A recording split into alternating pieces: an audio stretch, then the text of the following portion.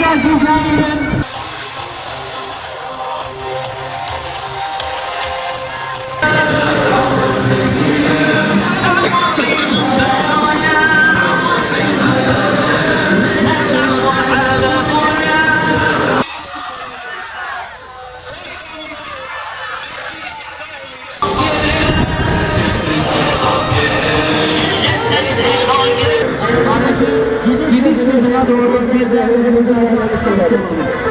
نرصاص شعبي بيهتف على الراس احنا رجالك والمرأة.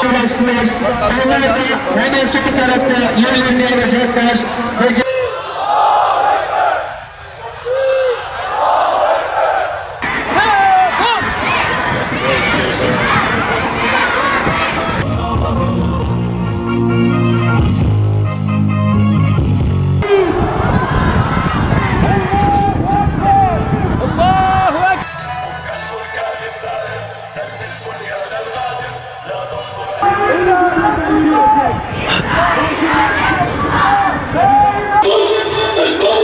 البوم الإسرائيل واصنع بالجسد الناس.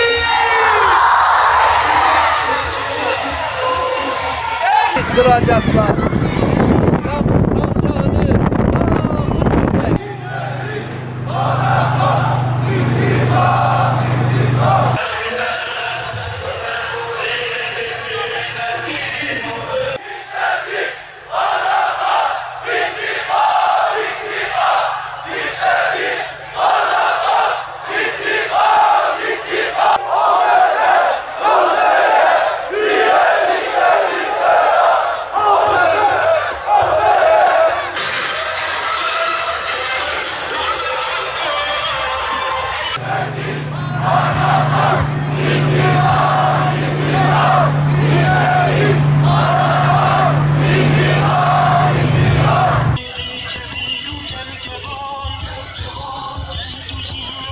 Tekbir! Tekbir! Tekbir! Allahu Ekber! Allahu Ekber! Allahu Ekber! Euzu billahi mineşşeytanirracim. Bismillahirrahmanirrahim. Zulmetmekte olanlar nasıl bir inkılaba uğrayıp devrileceklerini pek yakında bileceklerdir. Şuara suresi 227. ayet-i kerime. İzzeti kuşananlara selam olsun. Zalimlerin karşısında dik duranlara selam olsun. Mazlumların safında yer alanlara selam olsun. Gazze'de yaşanan soykırıma seyirci kalmayanlara selam olsun. Selahaddin Eyyubi ve Abdülhamid Han'ın torunlarına selam olsun. Ve siz Diyarbakırlı kardeşlerimizin selamını buradan canlı Gazze'ye iletiyoruz. Esselamu Aleyküm ve Rahmetullahi ve Berekatuhu. Değerli basın mensupları, kıymetli katılımcılar, aziz dava arkadaşlarım, insanlık haysiyetinin yükünü yüklenen kardeşlerim. Kan, gözyaşı, katliam ve soykırımın yaşandığı bir yılı geride bırakarak yeni bir yıla girmiş bulunmaktayız. Çocukların, kadınların ve masumların korunamadığı bir dünyada yaşıyoruz. Acı, çile, zulüm, vahşet ve soykırıma sessizlik insanlığın tükendiği noktaya gelmiş durumdayız. İnsanlık adına ne kadar değer varsa çiğnenmektedir. Gazze'de 15 aydır Siyonist işgal rejiminin soykırımı devam etmektedir. Siyonist işgal rejiminin zulmüne insanlık alemi suskun kaldıkça zulüm kat ve kat artmaktadır. 7 Ekim 2023'ten bu yana 50.000 kardeşimiz şehit olmuştur. Şehit olanların 2/3 kadın ve çocuklardan oluşmaktadır. Yaralı sayısı 200.000'e yaklaşmaktadır. Enkaz altında 10.000'lerce şehidin naaşına ulaşılamamaktadır.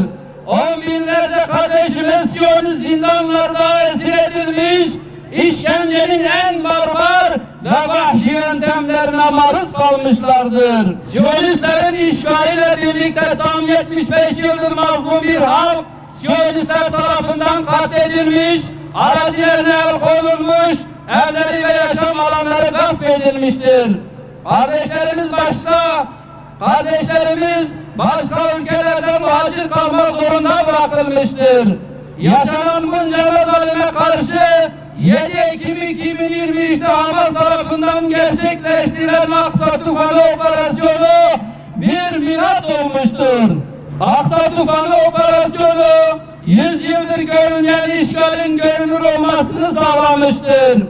Uluslararası aktörlerin ve devletlerin gerçek yüzünü ortaya çıkarmıştır. Tarihin hiçbir döneminde ve dünyanın başka hiçbir yerinde katilin, soykırımcının bu kadar desteklendiği başka örnek yoktur.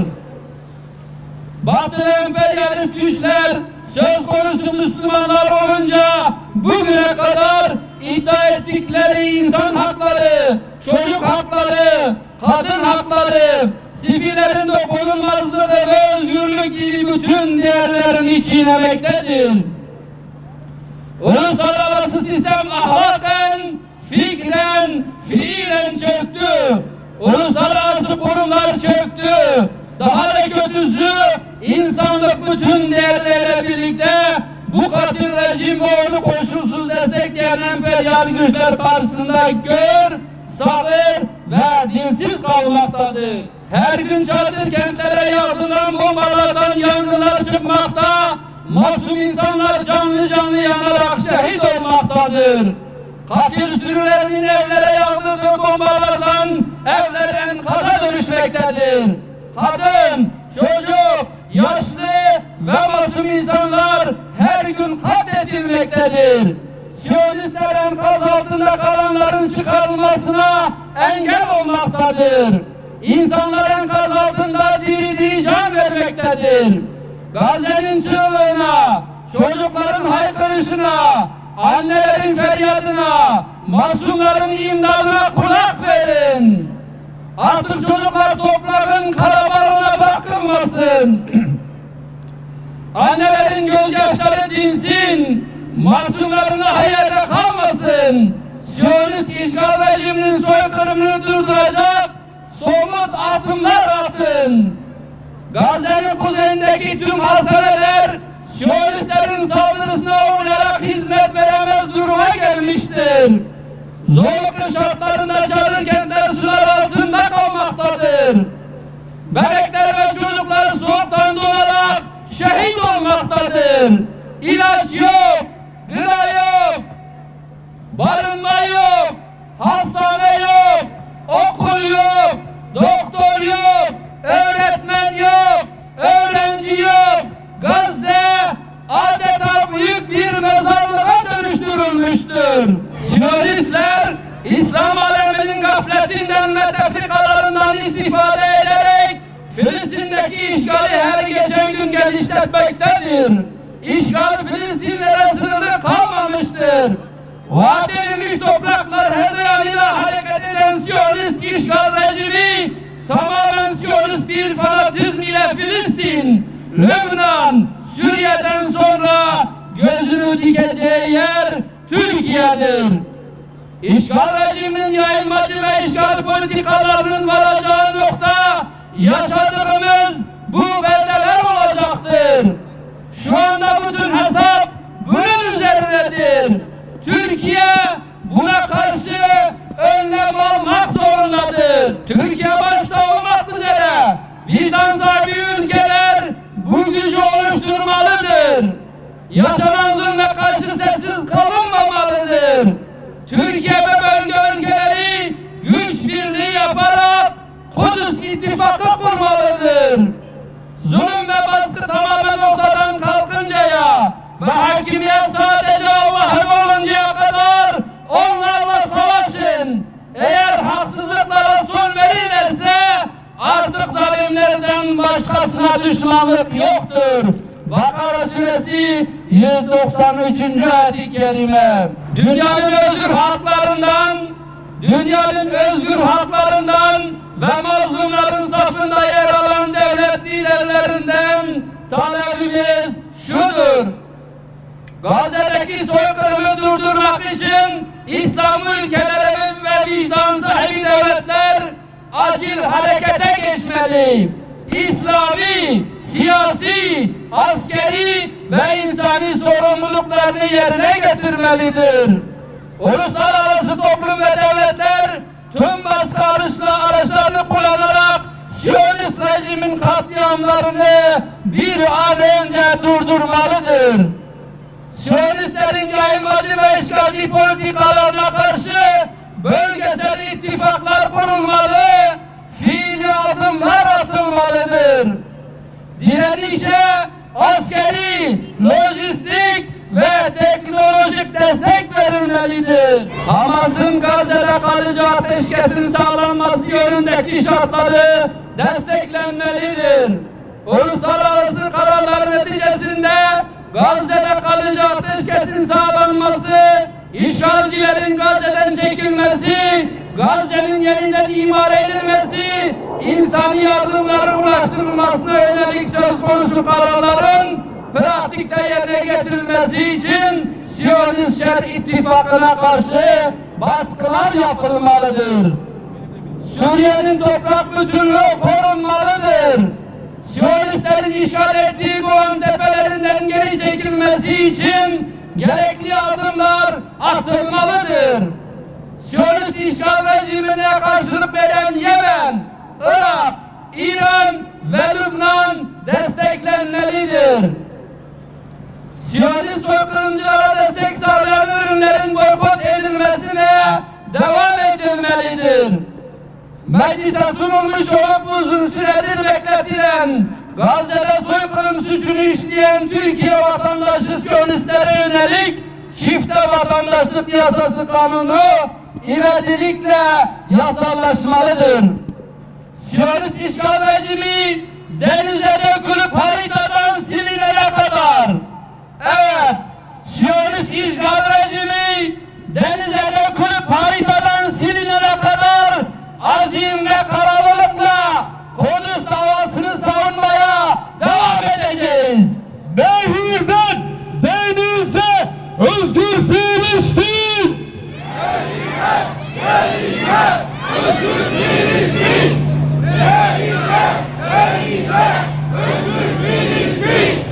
Gazze'nin kahraman halkına, izzeti kuşanan liderlerine, Şehit Yahya Sinvar'a, Şehit İsmail Heliye'ye ve daha nice yiğit kahramanlara selam olsun. Siyonist işgale direnen mücahitlere selam olsun. Ve Diyarbakır'ın Müslümanlardan, Gazze'nin yiğitlerine, mücahitlerine, direnişlerine selam olsun. Her yer Gazze, her yer direniş!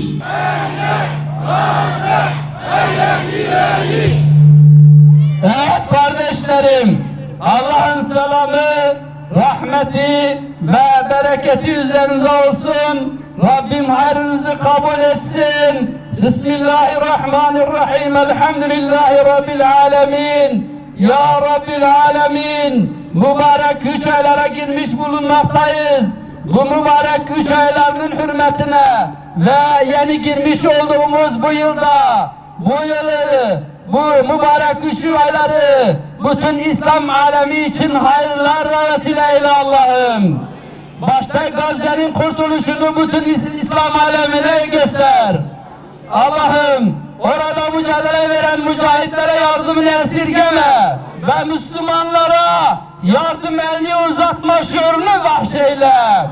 Her daim gözümüz, kulağımız, dilimiz Gazze'de olsun. Bu mübarek 3 ayları bütün İslam alemi için tekrardan hayırlara vesile kıl Allah'ım. Velhamdülillahi Rabbil alemin. El Fatiha.